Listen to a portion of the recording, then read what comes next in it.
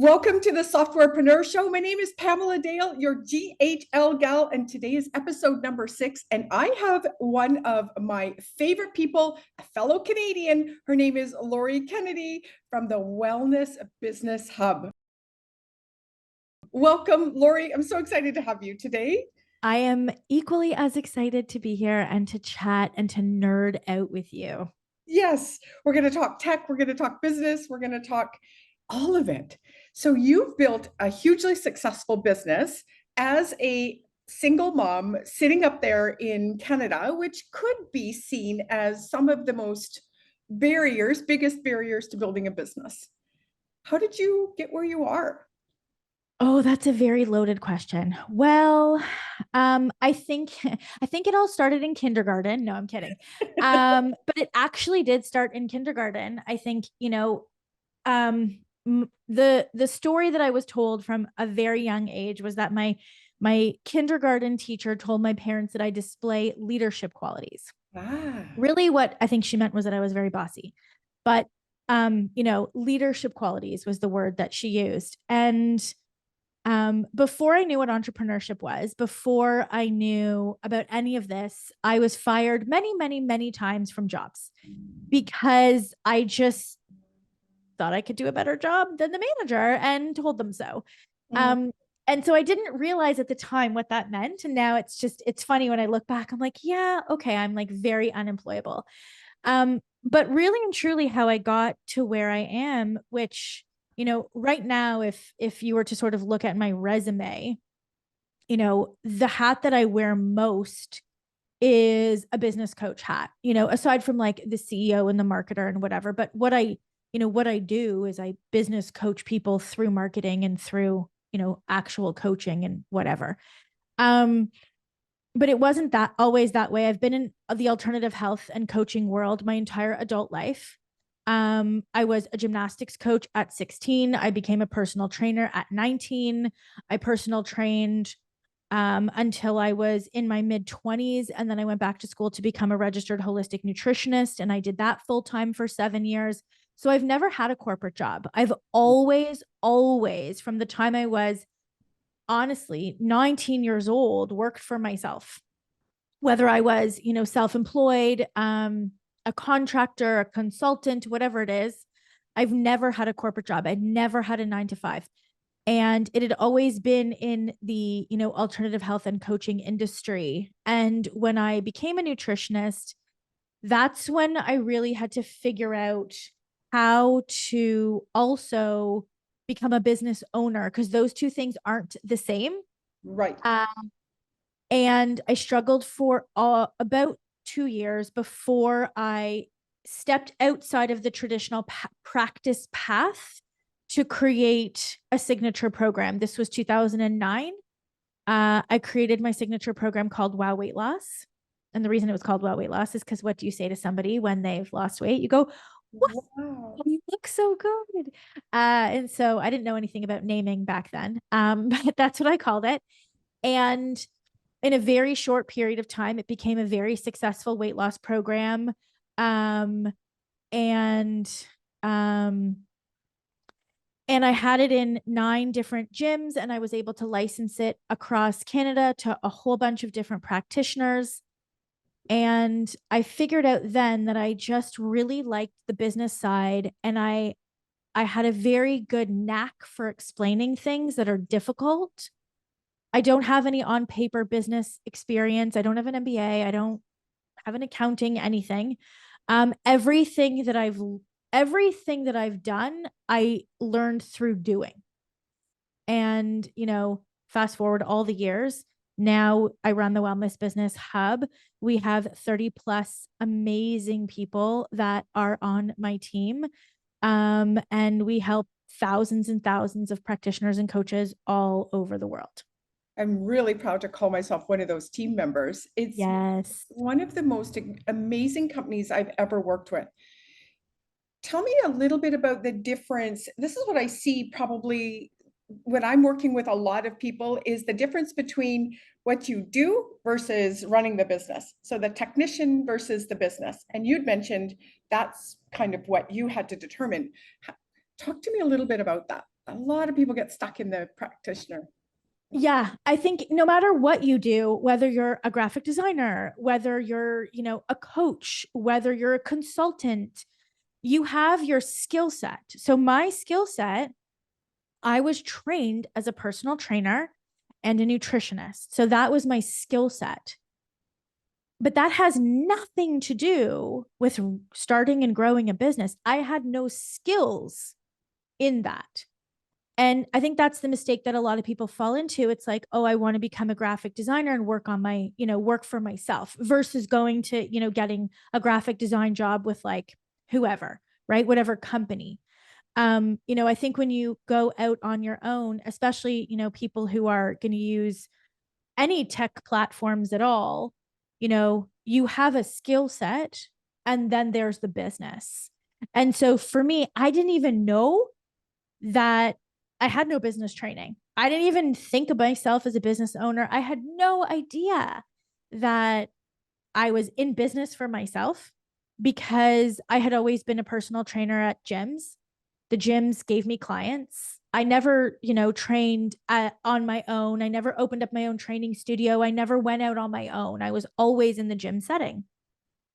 And so it was a very rude awakening for me when I became a nutritionist. And I just sort of looked around and I was like, well, what do I do now? Like, how do I get clients? And I rented a room in a chiropractic clinic. And, the chiro, who was lovely and very nice, she's like, yeah, I'll refer you. I'll refer you. Nothing happened. Now I know I didn't put any referral systems in place for her to be able to refer to me, but I didn't know I was supposed to do that. Right. I had no idea. And I think that's why it's so challenging for people to get started, is because they're trained in a specific skill set. And if you're anything like me, you think that skill set is what is going to drive the business. And that's not true. The skill set is there once you get the clients, but you have to learn an entirely new skill set to be able to actually get the clients in the first place. How did you do that? Where did you go? What did you, what was that? Ooh, it's a never ending journey, I think. So the thing that I want to say, which is not sexy, and you probably won't see on any Facebook or Instagram ad, right, or is that, because it works actually, yeah. is you have to go and learn the fundamentals of marketing, of sales, of business, of finance. And I know that sounds like a really broad thing to say, but honestly, that's what I did. I went and I learned the fundamentals of copywriting. So I love to write, so that doesn't feel like a chore to me, but I read all the books and I studied the books. Like I invested in copywriting books by, famous copywriters and followed the instructions that they gave. And I would work on my skill of writing, right? So, for example, headlines. You don't just write magical headlines.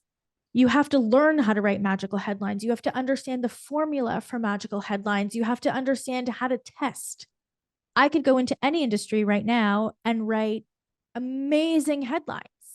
Like I could write amazing headlines for plumbers, right? Give me any product to sell right now, and I know how to write phenomenal headlines for it, not just for my own industry, but for any industry. Because once you understand the fundamentals, right, and you're good at them, those skills, the skill of writing, the skill of being able to create a marketing campaign, the skill of being able to sell someone, these are all skill sets. Those are transferable across any industry.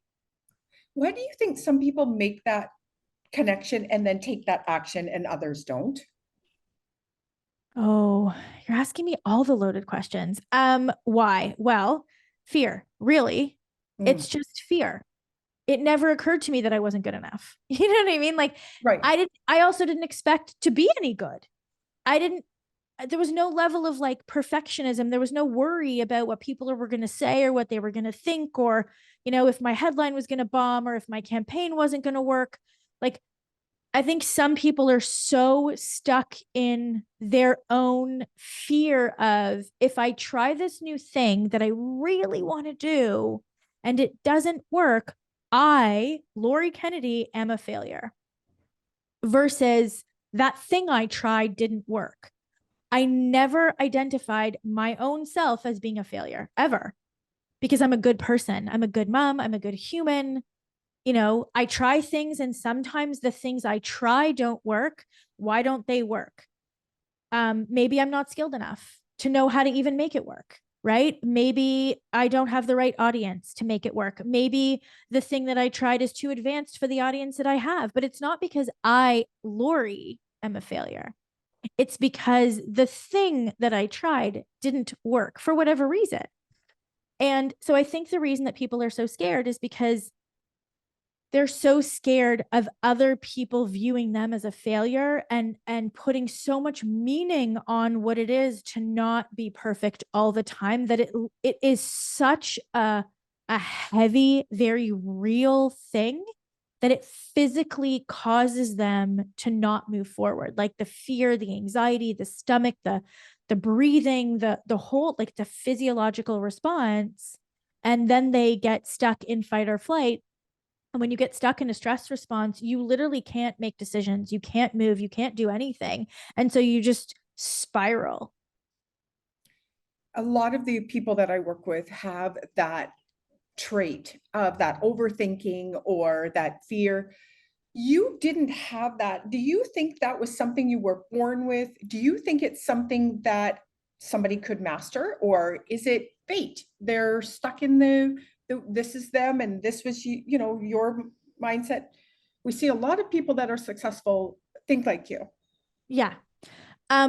So I think if we just go by evidence and we look at all the people who have overcome really hard times and could fall on the victim mentality of woe is me and this sucks and this happened to me and my life, this, that, and the other, who don't do that, then we have, like, there's so many people in this world who have every reason to not be successful.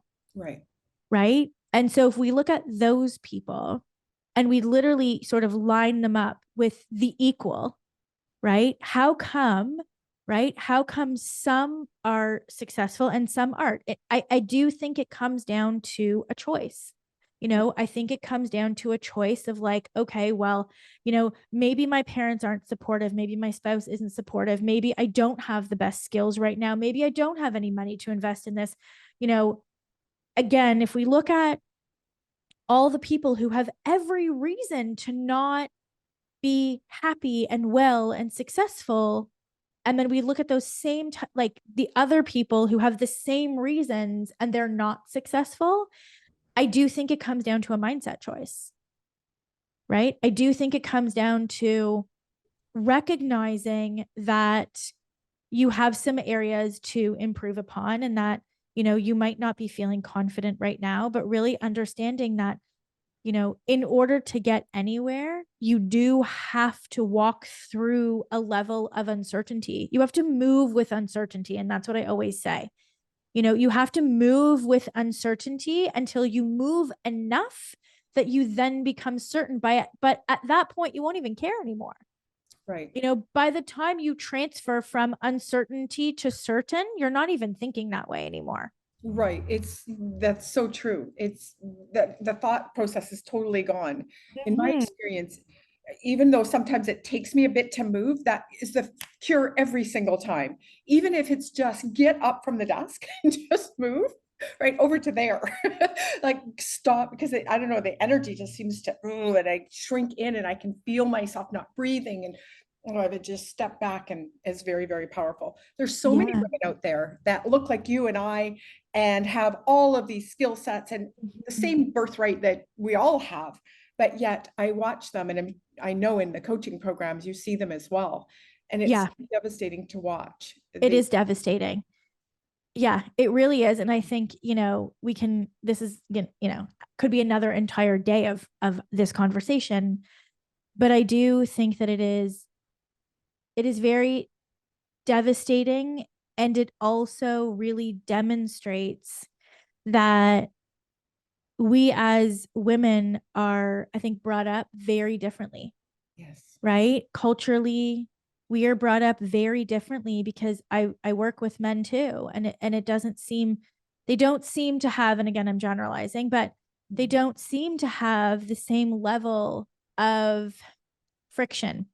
Yes. You know, they don't seem to have the same deep anxieties and worry about showing up and being perfect. They're more inclined to just be like, I'm just going to go and try this until it works. And they don't give really as much thought to other people's opinions and what they're going to say. Now, of course, that's not, all men, Right. but I do see such a difference. And I do see, so many women, unfortunately, it's more women than not who are so scared to do anything, and that fear is really, really holding them back, and they never end up doing anything. Yes. Simply because of what could happen or what someone might think of them. Right. I'll never forget the first time I started working with men. It was like night and day. Yep. I was like, what? I was shocked. I remember being totally shocked. And I was like, so of course, being a little bit self-aware, I'm like, why? Because I'm always that you and I, we look the same. We're the same. We come from and that's when I thought, oh, this isn't normal. I thought this was a normal way of being, that I was to be trepidatious and worried and be kind and, all of those things. That's when I got a little bit bolder in some of the decisions I would make, or like, why the fuck not? Right. Like, it was really an eye opener for me. And one of the things that everything in my being is, great things happen when women have money.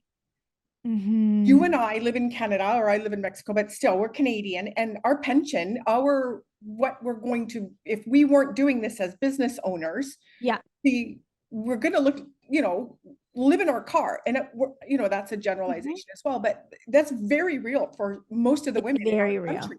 Yeah. And that just feels absolutely not okay on my watch.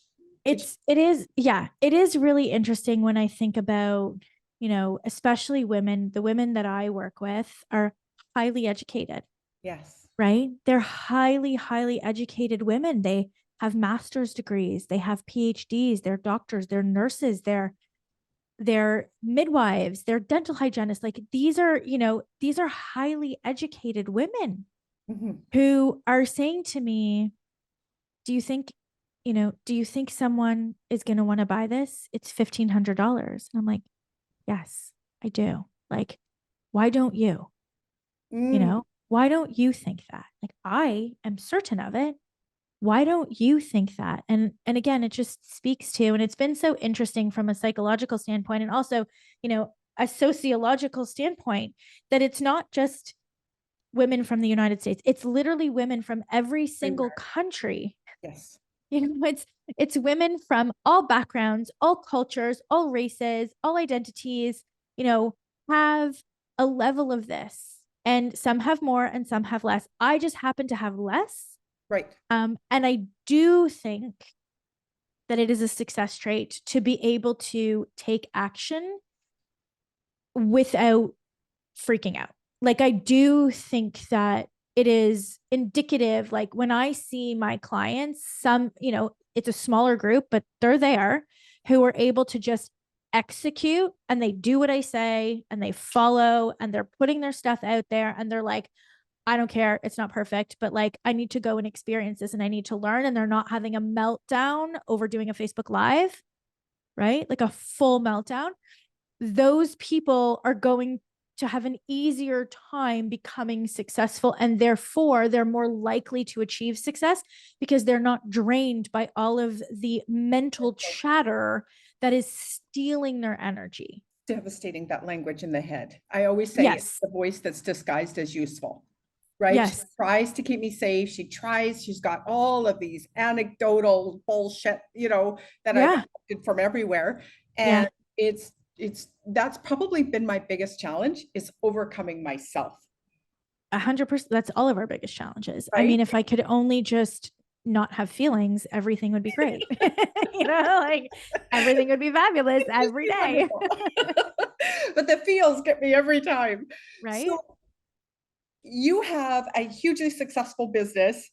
in a space that's challenging. And then you decide, oh, well, let's just take on tech. Let's take on software. What was the decision? Tell me a little bit about that.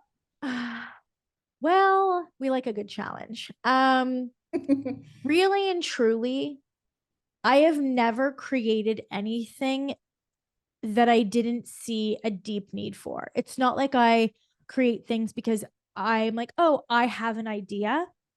It's always sort of a reflection of the need of my audience. Even when I started, I was a nutritionist and I had all of my, tons of peers from my nutrition school and personal trainers, friends, and even naturopaths coming to me and saying, how are you running this group program? Like nobody teaches us that. Can you teach us that? Like, how are you, can I buy your stuff from you? Can I pay you to show me what you're doing? And it just sort of evolved like that. Right. That was 11 years ago, and it very much evolved from that place. And so as we've been working with practitioners and coaches from all over the world in all different professional areas, we've been building the tech for them. We've been building their funnels for them as part of the program. Every year we build 3,000 funnels. Like, we build more funnels than most funnel building agencies. Right. Like we're one of the top ClickFunnels affiliates, and I've never done an affiliate promo for them ever. Right. And that's because we include it as part of working with us in our program, because we knew that practitioners and coaches had no business building funnels, and yet they're needed in order to have an online business. And so we've been doing that for years. We're going on our 4th year of doing that. So we're not new at the tech. It just was never, a publicly facing thing that we did. Right. And then in 2021, I started to recognize that my business was breaking, that we were expanding. COVID, I know was very horrible for a lot of people. For my business, COVID was phenomenal because everybody and their mother wanted to go online. Right. And so my business grew literally overnight, and we've just been growing ever since. And at that point, we were using all like 7+ different platforms. We had the ClickFunnels, and we had our email marketing, and we had the one for the online calendar, and then we were zapping everything together, and then we were using, whatever over here and whatever over there. I can't even think of all of them right now, but Help Scout for our customer service. And then we were using HubSpot for our sales pipeline. And it was just like every single thing, every single department in my business had its own platform, and none of them spoke to each other. How did you recognize it was breaking? What were the symptoms of it? Our client experience, we were starting to get a lot more complaints of like them feeling like we dropped the ball. Like they weren't getting follow-up emails. They weren't getting whatever it was, whether they were in a decline sequence and then their stuff never got turned on because we had to zap between 3 different platforms. Right. And the email never got sent to tell them that it got turned back on. So number one was very much the client experience, the complaints. We don't get complaints. Like we are so obsessed with client experience that it is very rare that we get those types of complaints, because we have workflows in place to monitor all of the things, that it is very rare that we get, experience complaints. Sure, people are not happy that, they're not getting success or whatever it is, but like from a workflow, we don't get those complaints. And so those started to happen a lot. So I started to really look into it. And then I started to ask my team, and I was, we're managing clients in Asana. So we're managing clients in project management platform, but all of their, the sale was in HubSpot. The emails were coming from Entreport. They were booking one-on-one calls with me through Calendly. Like it was so disjointed, so disjointed. And so number one, the client experience was suffering. And number two, my team was suffering because they didn't have full transparency over anything that we did in the entire business. They were only operating out of the one tech platform. And so they were they weren't making mistakes, but they had to bounce between all the different platforms to get the information that they needed. And oftentimes they couldn't even get it still. And so we didn't know, you know, because the sale was done in a platform that wasn't talking to my email marketing platform. Right. And then we were managing that client in a totally different platform, and their payment was in a totally different platform. And then we were using Basecamp to communicate with them. Like, it was just a mess. Wow. And this is very common, right? When you quickly grow an online business, you grab whatever tech platform you can to solve the immediate problem. And you don't think about the repercussions because you don't actually know what they are until very later on. Right. Right. And so the reason that we got into this is because it almost broke my business for real. Like, it almost was very challenging. And so we decided that the fix would be to move to an all-in-one platform where everything, as close to everything as possible, obviously not Zoom, right. But as close to everything as possible would be under one roof, so that we could monitor, track, operate the entire experience from ad to, past the point of them being a client. Right. Right. And we now have systems and automations and transparency and workflows in place to be able to do that in one dashboard under one roof. And it was magical. It was magical for the team. It became magical for the clients. And we were starting to see with my clients that the same thing was happening with them. They had stuff in their pipe drive, and then they were managing in, Asana, and then they were doing things over here in Active Campaign. And I was just like, oh my gosh, they're going to be headed for the same train wreck as me. Mm-hmm. We need to fix that. And also, not to toot our own horn, but I will. We are very good at supporting practitioners and coaches in the area of tech. Right. We explain it the way that nobody else can. We provide a level of support that nobody else can. I'm like, we can do it better. Like, we can just do it better. We can do it better than, as much as I love ClickFunnels, and I do, we can do it better than that. Right. Because what we offer on the support side. And so honestly, we were like, can we do this? Can we really do this? And we were like, you know what? I feel like at this point we have to, with AI and all of these amazing technological advances and innovations that are coming, like, why should the alternative health and coaching industry still be stuck in the dark ages? Like, that's not necessary. Right. Mm-hmm. With regards to taking on software or building software as a service, software with a service, most people don't want anything to do with it. What was the motivator other than what you talked about? Was the financial side part of it? For sure. Oh, for sure. I think, for us, and this has always been sort of the expansion plan, we just could never really find the right thing that we wanted to do. And I do think that if you are thinking about, software as a service, you kind of have to be obsessed with tech. Right. Like, if you're going to do that, you have to understand what it is to run an agency. You have to understand what it is to have clients,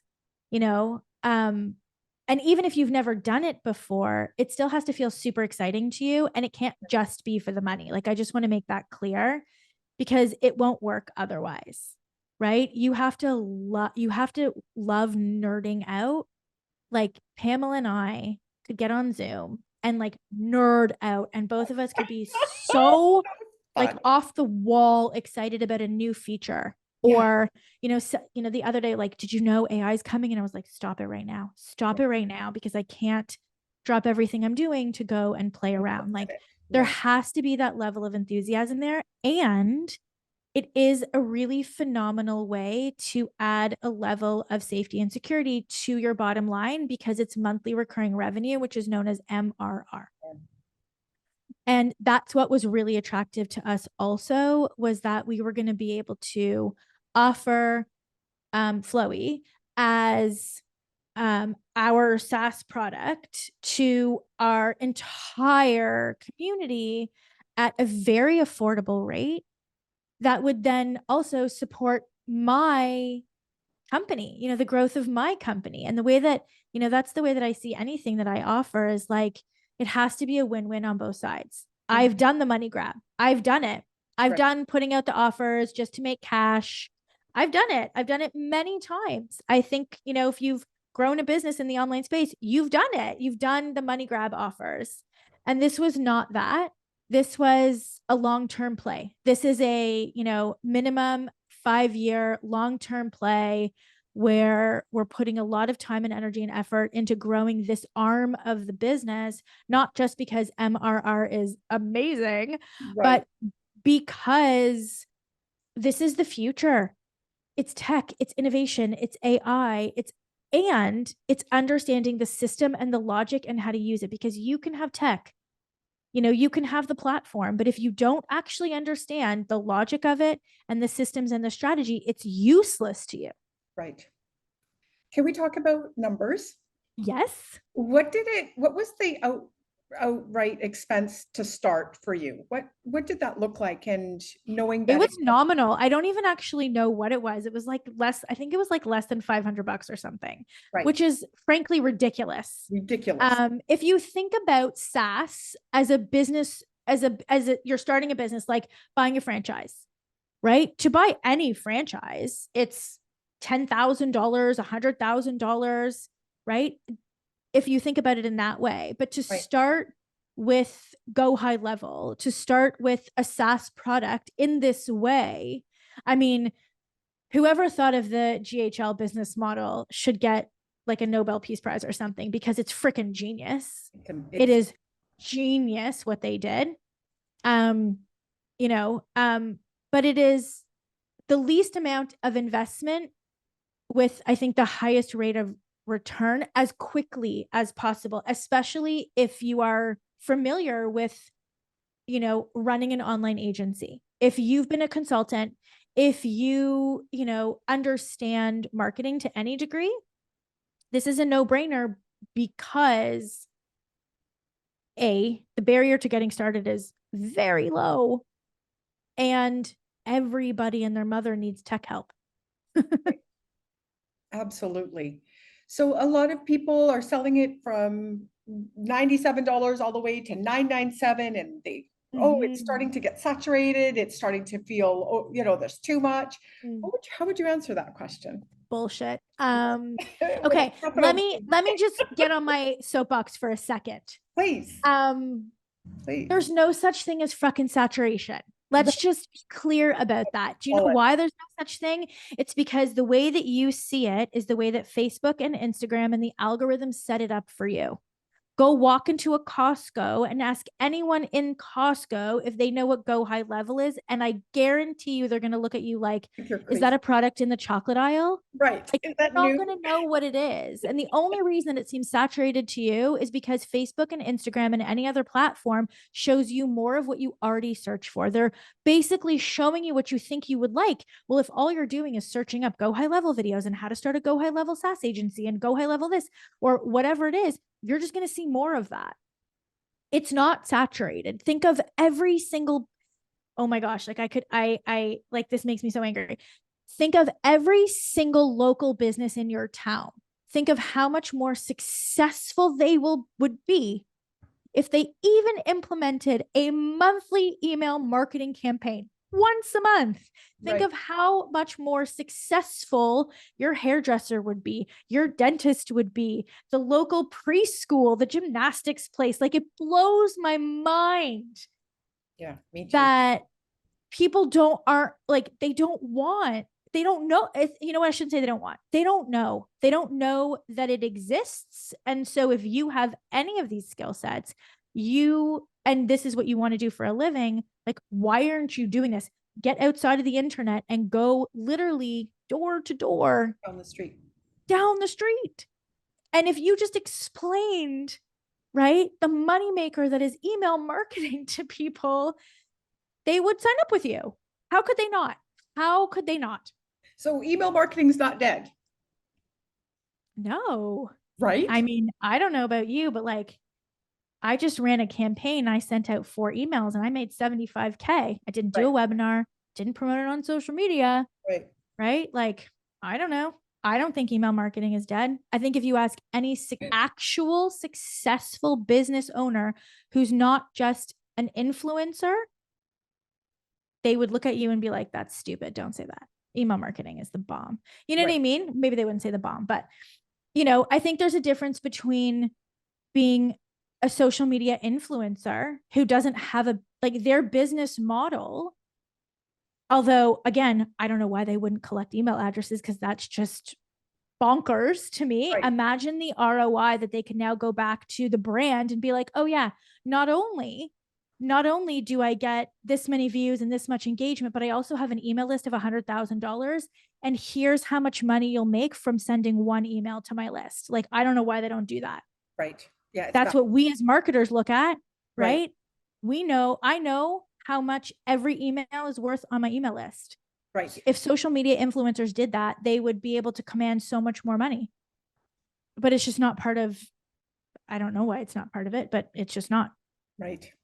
Yeah. So to run a successful SaaS business, where do you rank support on that? Number one. Yeah. And what was your thought process as you were putting Flowi together around the support, or how you would do that or handle that, and then go about bringing on that team? Yeah. So we designed our support before we did anything else.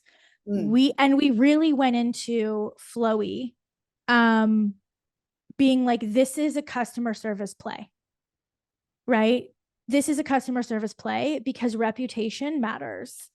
And especially when you already have an existing business, you have a lot more to lose if you launch something and the experience of it is shit, right? Because bad word of mouth spreads way faster than good word of mouth, unfortunately. And so for us, when we sat down and we were like, okay, are we really going to do this? It was like, okay, but we're only going to do this if we create a level of support that surpasses what else is being offered. Right. So we, in terms of onboarding, right, in terms of being able to jump on one-to-one calls. And again, when you're just starting, you might not be able to offer that level of support, or you're going to be the one doing it. I know when I was just starting and, I was doing business coaching, I was doing all the marketing, I was doing everything, I was wearing all the hats. And so I would design, and most people, it's interesting, most people don't even think about designing their support. They're just like, okay, well, there's a weekly call, and it's not intentional, it's not choreographed, it's not in the best interest of the clientele that you have. So think about the kind of clientele that you're going to work with. If you're working with, let's say you're going to niche and you're going to go after dance schools, right? Or you're going to go after whatever, right? Tennis clubs or preschools or hairdressers, doesn't matter, right? Think about who they are. They're busy, right? And they need tech support, and they need tech support maybe on demand. So how can you offer that, right? Is there a package that you can offer where, they can send you a text message with like a voice note, and, within 3 hours it's fixed, or whatever it is, if you're going to even offer that support, right? Or you're not going to offer support at all, and they're just going to, get the platform from you and call it a day, right? So I think you really have to design the kind of offer that works best for you based on where you're at. For us, the offer is based around support. Right. Like, that's the star of the show, isn't the platform itself. The star of the show is the support that we offer. And that's why they're going to move to Flowi, is not because Flowi is the best, but because the support that we offer, you can't get anywhere else. I think that's really the key differentiator. I was talking with a friend the other day about the difference between a product and an offer. And Go High Level is a product, right? You've white labeled it, still a product, but that branding will help. But it's like a piece of chocolate that all of a sudden at Easter time becomes an Easter egg, and it's wrapped pretty and it's shaped different and it's 4 times the price. So it's in that ability to take that product and turn it into an offer that works for your niche. 100%. And our clients need that level of support to be successful, to move through into taking their business online. So it's brilliant. Yeah. Absolutely brilliant what you've done. Yeah. How would you like to have been approached about white labeling Go High Level? If someone like me was to show up, how would you have liked to have been approached? What would you have heard, understood, or paid attention to? I get pitched all the time. All the time. Yes. And so the pitches, okay, so I'll tell you first how not to do it. Yes. So the other day, I had somebody approach me about fixing up my website and making it, SEO and attaching email marketing to it, whatever. And they were looking on my website and they were talking about being in the health and wellness industry. And they went on my website and they thought that their program, which was to sell supplements, on the website or something along those lines, would be really helpful. And I'm like, you clearly didn't even look, because that's not what I do. Right. Right. So don't ever do that. If you're going to pitch someone, take the time to actually go through their recent work. Take the time, if they have a podcast, take the time to listen to an episode or two. If they're on stories, watch the stories. If, whatever social media they're doing, consume it. Don't just go to their Instagram, look at their bio, and then make assumptions. Don't do that, because, and you might think, oh, that's so time consuming. Yep. So is pitching and not getting any results. Right. But you might as well allocate, a half an hour to each person that you're pitching and actually do some background recon work on them. So how I like to be pitched is I appreciate someone, who spells my name right. Right. Right. Who addresses me and who doesn't use any cutesy things, because you never know. Like if somebody's like, hey, Lovey, I'm like, nah, no, 0. No. Nope.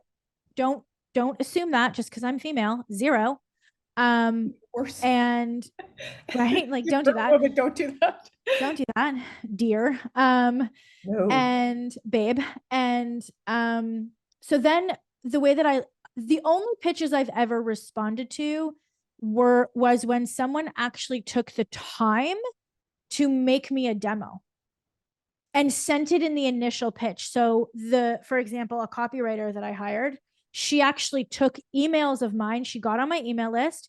She took emails of mine and she rewrote them. Stop. That's brilliant. That's what she rewrote them, and they were good. They were good. And they were good.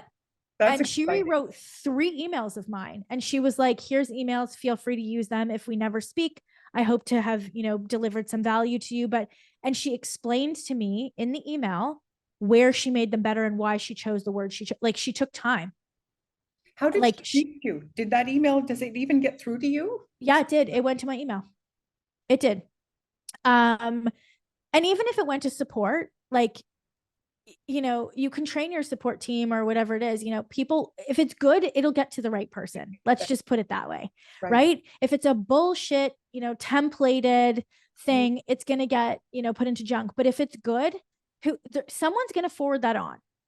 And you don't to be like, level of DMing or sending messages is dead or over, or no, I get pitched 30 times a day like that. No, even in the DMs, right? If somebody's like, hi, your Instagram is so good, do you want, but I'm not paying attention to that. No. Right. But I had somebody in my private message on Facebook who does 5-day challenges or whatever it is, and sent me it was about a 10-minute video of taking my ideal client, and he brainstormed a challenge we could run, and he made a mock opt-in page. I hired him.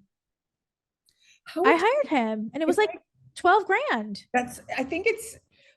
I've been in the service industry for a long time, and I see people in my DMs and I'm just appalled.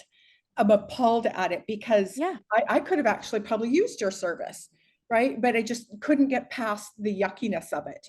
Yeah. And it's incredible, the level of, I'll use probably an unkind word, an ineptitude. That's the of it. It's frightening. If I was to approach you in the DMs about Go High Level, what would you have wanted to see? Was it MRR? Was it support? Was it get the hell off ClickFunnels? Was it? Do you know what it would be? Okay, here's my honest truth.